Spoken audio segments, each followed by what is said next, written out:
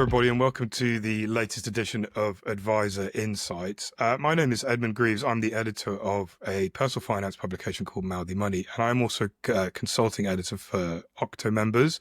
I'm very pleased today to be joined for the latest Advisor Insights by Kate Morgan. Kate is a financial planner at Smart Financial. Kate, welcome to the podcast. Thank you for joining me. Thank you. Good morning. Now we're gonna dive straight into the questions here to learn a bit more about you, the business you work for, Smart Financial, and your background. So let's kick off with just tell us about yourself. Tell us a bit about your professional background, because I understand that you are a second careerist as a financial planner. Is that right? Indeed, it is. So I first of all left uni and became an accountant. And trained in London and had great fun for 20 odd years, working and living around the world. I guess the difference, I'd say, was helping improve companies, whereas this role is helping improve people's lives. But it was a very fun corporate career, number one, mostly looking at risk and processes within businesses. So I've had a long business life, and then decided about 4 years ago around lockdown to cross and do something different. And I live in the south of England, and I'm a mum of 2 boys, which also tends to lead me down various paths. You've got some quite big names, some big companies. Does the pace feel different now? Now you're working with kind of individuals and that sort of that, what's it been like adapting to that? I think the care factor is much bigger. When I started out, I was in audit, and I was sent out to learn how to check a very small part of a very big company, maybe at the end of the year, for example, looking at a balance sheet. And so it was very hard to gather it all together in your mind as a person just starting work and making sense of what you're studying, what you're seeing in client offices and so forth. And this is entirely different. There's a lot of technical content, but you're seeing somebody's whole file, if you like. You see the whole company because you see the whole life, and you get to see the whole person. And the reward is not so much as it was in a corporate sense, progression and feedback from a manager. It's feedback from human beings, and actually, hopefully, if you do a good job, making them have more certainty about what their life looks like, which is far more rewarding. Yeah. Now Smart Financial, you joined at the beginning of this year, is that right? I did, yeah. Tell us a bit about the business, a bit about kind of whether it has any kind of specializations or what's it like? We say it's about your life, it's not about your money.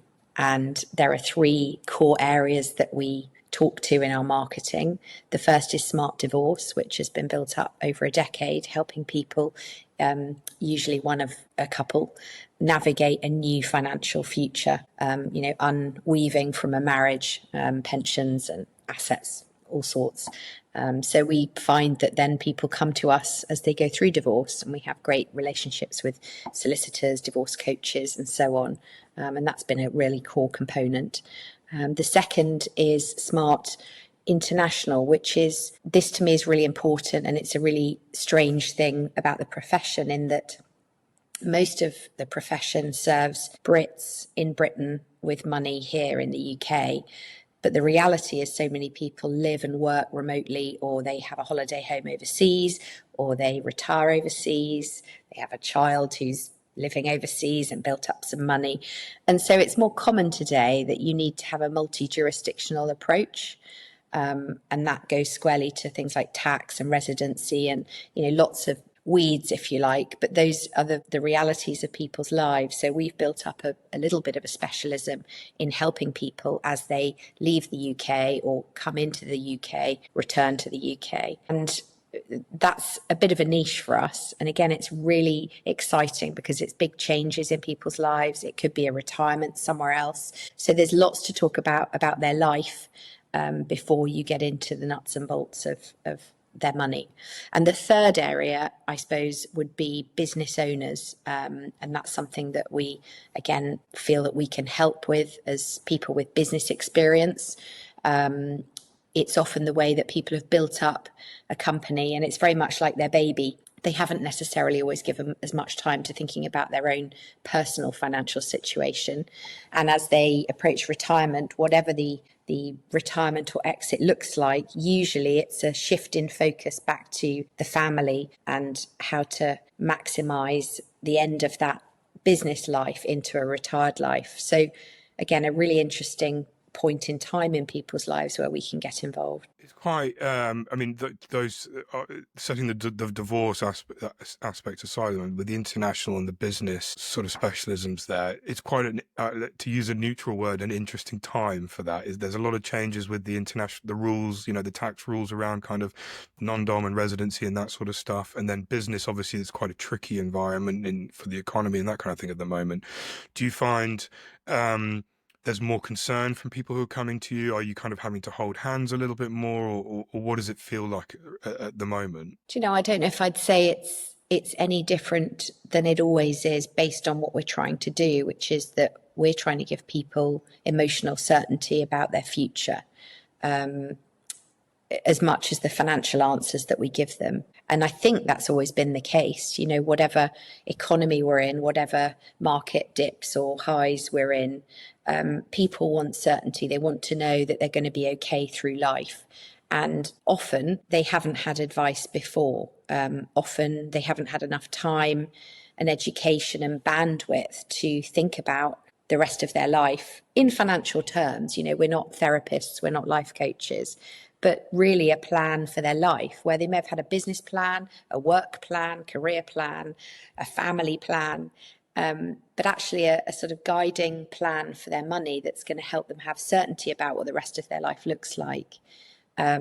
Is something that we do with everybody. And I truly believe the business I've joined was always doing that, where a lot of the profession is just perhaps waking up to the need to be doing that now. Mm-hmm. Yeah. So you are a more recent joiner than perhaps some of the other audience on Okta. Obviously, we've got big variety, but in your time so far in the advice profession, what do you think you're enjoying the most from it? What do you what gives you that kind of satisfaction at the end of the week? I think I should say that I spent about 3 years dancing around the edges before I became an advisor. I was watching advisors, I was doing BD work and introducing for other firms. And so I've had time to really look at the profession and examine, is this something I want? And I really did. I wanted to sit in the shoes of the planner and be the person helping the client. So I've seen the different ends of the spectrum, though, of what we offer in advice. And I mean, from that, perhaps the sort of larger scale sales driven engines versus true lifestyle financial planning, which I think is where Smart sits. And I really wanted to be at that end of it. I really wanted the enjoyment and the challenge of trying to help people build a clear idea for the rest of their lives in financial terms. I didn't want to be what we call sort of order taking and transactional. I wanted to have long relationships with people. And I certainly last year, when I was looking at talking to people and interviews and so on, I was very clear that career number 2 is, for me, about 20 years. And that's a great long amount of time to build relationships with families. So that's what I'm enjoying. I'm at the beginning of that, but I'm really here for the long term with people. It's not about, meet them once, do something and off they go. Because I don't believe that that's how your financial plan and your management of your money and the family's sort of plan should be. It's not once. I think perhaps that would be more akin to a solicitor, but it would be an ongoing relationship that we seek to build. There's always something to talk about. Just in a few short months, the families that we've seen, and I say families, not individuals, because we try and serve couples and talk to the next generation. There's so much going on. There's, of course, because of the budget and the things you referenced, there's a lot of uncertainty. But again, that's tactical. There's a lot going on in people's lives. People have children, get divorced, people pass away, people start to lose capacity, people inherit money, people decide they want to move abroad, people get a windfall, people lose their jobs. There is just the richness of people's lives is endlessly fascinating if you're interested in people, and therefore helping them through those moments and understanding the impact on their financial lives, what they can do about it, the options that they have. And it's not always roses. Sometimes we show people that if they continue to spend or draw on assets, they may run out of money at an earlier time than they thought. And what can they do about that? And that's really useful. That's not always the easiest discussion to have, but that's really important because we do have the data under the bonnet. We do have a lot of information, and we can see that technically, and we can bring that to people and have better conversations about, okay, do you want to go crazy for 10 years and then perhaps have less at the end? Or is it care, for example? And that's really important because somebody doesn't want to be a burden on their children. So there's always so much to talk about. And that's Yeah, what I'm really enjoying. people lead kind of busy and ultimately complicated lives, don't they? I think that's such an important point to be able to kind of help them through that.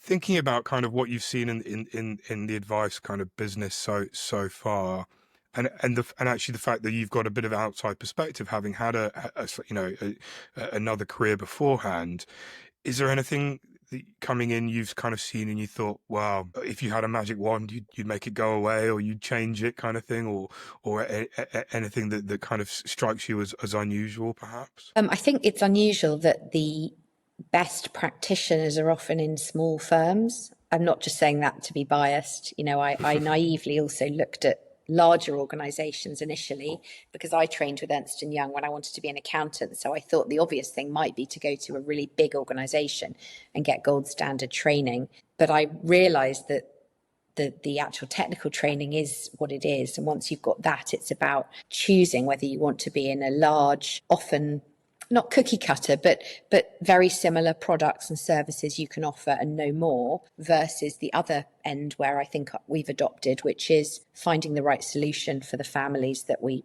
serve. And we can look left and right and up and down and onshore, offshore, bringing the international part in. We can really truly be independent and find the best solutions for our clients. So I find it odd that that isn't the same as the accountancy profession that I spent my first career in.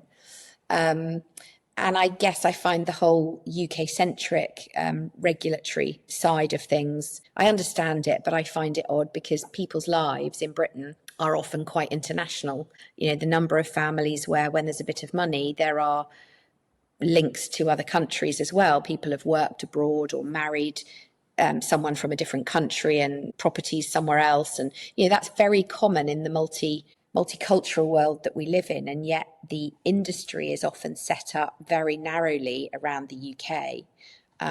So when I was looking at roles and how to get into the business, I was thinking, well, so the type of families I want to look after are probably going to have international connections. So I probably can't work in a business that only wants to serve UK people in the UK, because that won't work. And finally, I suppose I also get frustrated with the time things take. So, we have, and I'm sure everyone has this, certain providers who just take forever. And I can't believe that we don't have more ability to kind of hold providers to account. I can't wait for the day when there'll be some magic wand waved and a pension transfer has to be enacted in 7 days or something. It's the way it happened with current accounts a few years back. You might remember there was suddenly a move to say, we have to get this done, and direct debits got moved over across, and the sort of automation and the acceptance from the institutions that the consumer had to be put first. And with pensions, we're just not there yet. There are brilliant providers that are lightning fast and there's great technology, but there's other providers that are woeful. And how embarrassing to get to the point, or how disappointing to get to the point where the client has to be kind of saying to a provider, are you trying to keep hold of my money on purpose?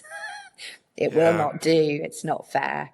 That's really interesting. It actually kind of leads me very succinctly into my next question, which is about kind of technology and whether it's a help or a hindrance to what you do. I think you've sort of given a bit of an answer there, but thinking about other stuff like obviously AI is such a watchword at the moment, and then the platforms and that kind of thing, do you find that there are, there's things that hold you back in that sense, or from helping clients better? I think so much of the planner's role is about having great client conversations, and so that will not really change. It shouldn't change. That's the bit where, if the machines have done the work and the teams have helped with data prep and so on, the richness of what I'm asked to do is go and have great discussions. How do we do it? I think in the background, there's lots of great apps and technology. So, for example, Saturn, which we use for meetings, I mean, in 6 months, having come here, it's a sea change in the amount of time that's freed up because there's somebody or a machine listening and note taking, and not just note taking, actually, creating actions and, you know, understanding my voice, my vocabulary, my abbreviations, and trying to improve that all the time. So there's loads of time saving out there because of AI, for sure. And I think within the company, within the kind of complete set of roles within the profession, technology will probably speed some up and probably take away some roles, dare I say it. But I hope that the planner role is very much the client facing part, and hopefully AI won't take that away. I I think hope not. it's that kind of human, that human-led approach. I still think it's powerful, isn't it? I think, but as an industry, is there any innovations you'd like to see, or anything you think that we could be doing better to better help those kind of client outcomes and journeys? I think we could probably embrace all the different types of media, for example. Something I notice more and more are the number of clients with challenges like ADHD and how people take in information. And I think that having videos or sound bites, or even, I mean, a lot of firms will have podcasts, but talking to our client families through a number of different channels so that they learn. For the ones who want a bit more financial education, there's lots of different ways that they can learn. Regulation has meant that I think most firms have churned out reports, long, high volume, wordy reports. And I think certainly with planning and modelling and cash flows, there's a bit more pictorial playback to clients. But we don't use video reports, but I know planners who do, and I think that's really interesting for people whose brains can't necessarily digest sort of 20 pages. So how far can we push that to be aligned with, say, other industries that really, are at the kind of vanguard of client communications? That's really interesting, especially with things like, consumer duty that we've all got now, and the regulator talking so strongly about, you have to simplify messaging and make sure that clients really aren't finding it difficult to understand. And that's so core to that. Do you see a lot of, do you think that change is going to start speeding up now advisors really think, okay, we've got to simplify the message here? Possibly, although it's often the firms who are doing that anyway, not because Consumer Duty told them. I think the tick box approach is not the way to do it. And again, the 2 or 3 firms that I've spoken to in deciding where to work, we're always embracing the spirit of Consumer Duty. We're always understanding vulnerable clients. We're always clear on their fee models, because they were well-run businesses, not just because the regulator told them. But I just do think we've all got to push to be thinking about the client first, above all the time. And therefore, if there are elements that hold us back, be that regulatory or sort of box ticking and red tape, we should push to break through that, because it's not helpful, and it's about putting the client first. Yeah. Have you had a personal do you have a personal business mantra that you kind of adhere to, something that's kind of like a core belief for you in what you do? I think certainly being new to the profession and being new to Smart, I keep in mind it's about your life, not your money. I'm naturally a detailed person, and so my challenge in career number 2 is appearing to come away from the detail. So people meet me and I'm sure they expect me to know a lot about pensions or a lot about inheritance tax. I want them to not worry about that stuff. I want them to not feel that they have to understand all that stuff. I want them to come to me because they get a feeling that we keep it simple and we give them that emotional certainty. as much as the financial answers, because when people get a good feeling from you, they trust you. And nobody wants to be sort of on my headstone, I was the best financial planner ever. And I used to say that, like, nobody ever wants to have, she was a great accountant on my headstone. So I suppose that's the mantra. I know what the job is, but it's not about that. It's about building trust and giving people certainty. And I think in smart language, that's, it's about your life, not your money. Yeah, absolutely. Is there anybody or anything that's been who you give credit to as being kind of a really big influence on your career so far? I'd say Paul Cobley, who is Surrey-based, just retiring now. He's a pension on divorce expert, but he's also an amazing financial planner. His small practice, I think, has clients who deeply trust the man, at the helm. And I went along early on and asked him to be a mentor to me and had really rich discussions and saw the weeds of how he delivers his service, but actually always that clear messaging about helping give the client comfort and the emotional resonance that you're creating in the work that you do. And it seemed strange, and then it seemed powerful, and then I really understood it. And I think I then went looking for other firms that gave me that kind of ethos. But I'd certainly say Paul Cobley, Oak Barn Financial Planning. There's a great plug. Now, thinking about you've obviously, yeah, we've covered well in this chat that you've kind of had a slightly different route in than perhaps typical to becoming a financial planner. You had a piece of advice, professional advice, for somebody who's thinking about the same sort of career, especially for somebody who's thinking about it as a second career, since you've gone through that process. Is there any kind of key piece of advice you'd give somebody with that in mind? I'd say do your research. Don't leap. Take your time. And there's so many people willing to give their time. Networking with people who are going to be generous. One thing I did when I was interested in learning more about the divorce side was to volunteer with Resolution, and I was able to attend a conference by offering to be a volunteer. So you don't necessarily have to be spending hundreds of pounds on a ticket. So just thinking practically about how you can surround yourself with the brains and the sort of intellectual material that is going to help you answer the question of whether you want to step into that profession. There's so much going on. The next gen crowd are great. But really, it's just, I think, taking your time, building some mentors, and asking yourself, there's two key things. When people ask me, a sort of dinner party chat, what do you do? And I say I'm a planner. I say it's about having empathy, number one, and then the technical is number two. But I think you've got to have a real interest in both. You've genuinely got to be interested in serving people. Because otherwise, and there are other more technical roles you could do within the profession, but to be a planner, you are client facing. So you've got to enjoy people, warts and all.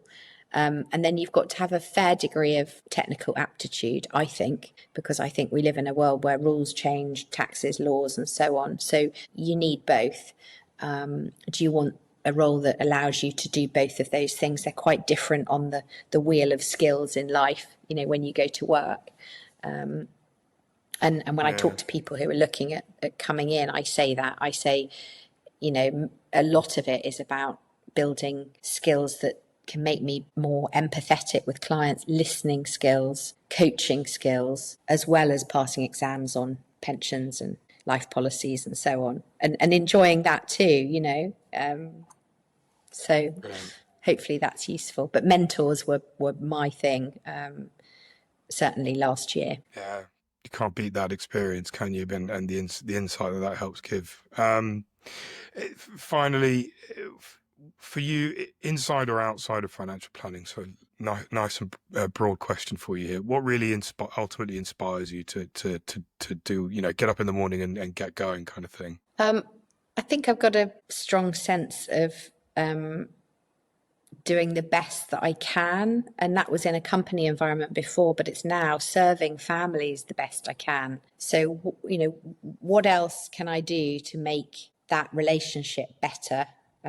What can we clear for them, whether that's technical, consolidation of things, what can we help them understand better to have a better life? I think of each of the client families as people we want to say they've had lives well lived, and you can't obviously do too much on the side of, you know, who they marry, the children, the life, the work, but you can help them carve out a path through life to retirement that they know they're going to live with comfort and they're going to have questions answered and peace of mind. I really feel when you see how different people end up in retirement, the benefit of helping people through life is often abundantly clear, or the lack of it is abundantly clear. So what gets me up is trying to help the people that we work with to stay on their path, know where they're going, have peace of mind that they're going to be okay. Because ultimately, everybody wants to know, are they going to be okay? Have they got enough? Which is the great Paul Armson. But it's so true. And we play a really important role in helping answer those questions for people. That's brilliant. That's really, really admirable, Kate. Thank you. I think that just about brings us to the end. I feel like um, I've gotten to know, yeah, what makes you tick, and I think it's really, really interesting and admirable. And I think, especially having changed career, and kind of wanting to just straightforwardly help people lead better lives. I think that's fantastic. So Kate, Thank you. thank you very much for joining me today. You're welcome. And Thank you. it's been my pleasure. And thank you everybody for tuning in. Do keep an eye out, because we're doing more and more of these interviews, and we've got lots of really good stuff coming up. But Kate, thank you again, and we'll speak to you all again soon. And with that, thank you and goodbye. Bye-bye.